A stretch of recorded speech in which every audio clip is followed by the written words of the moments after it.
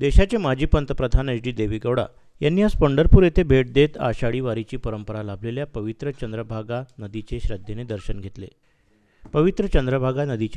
दर्शन घेतले. वारकरी संप्रदायाच्या परंपरेनुसार त्यांनी चंद्रभागेच्या काठावर जाऊन आधी पाय धुतले. त्यानंतर नदीचे पवित्र तीर्थ आपल्या कपाळी लावून भक्तिभावानं नतमस्तक झाले.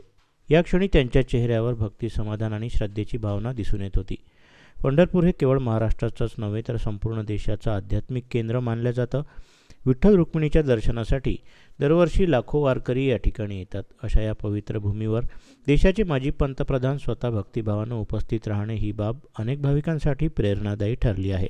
लाडक्या विठुरायाची आणि चंद्रभागेच्या पवित्रतेची भुरळ थेट देशाच्या माजी पंतप्रधानांनाही पडल्याचं चित्र यावेळी पाहायला मिळालं. विशेष म्हणजे पंढरपुरात आगमन होताच देवेगौडा यांनी कोणताही औपचारिक कार्यक्रम न ठेवता थेट वारकरी संप्रदायाच्या परंपरेनुसार चंद्रभागेच्या तीरावर जाऊन भक्त पुंडलिकाचं दर्शन घेतलं.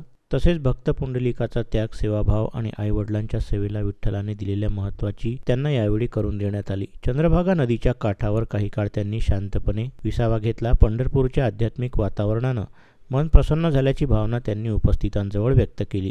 काही काळ ते शांतपणे विसावले. पंढरपूरच्या आध्यात्मिक वातावरणानं मन प्रसन्न झाल्याची भावना त्यांनी व्यक्त केली. पंढरपूर हे केवळ तीर्थक्षेत्र नाही तर भक्ती, समता आणि मानवतेचा संदेश देणारं केंद्र आहे असं त्यांनी अनौपचारिक संवादातून नमूद केलं. या भेटीदरम्यान स्थानिक वारकरी, भाविक आणि नागरिकांनी त्यांच्यासह दर्शन घेतलं. अनेकांनी त्यांच्या या साध्या भक्तिपूर्ण वागणुकीचं कौतुक केलं.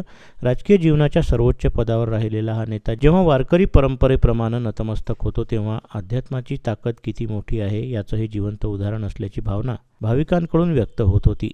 देवेगौडा यांच्या पंढरपूर भेटीमुळं पुन्हा एकदा विठ्ठल भक्ती, वारकरी संप्रदाय आणि चंद्रभागेच्या पवित्रतेचं महत्त्व अधोरेखित झालं आहे.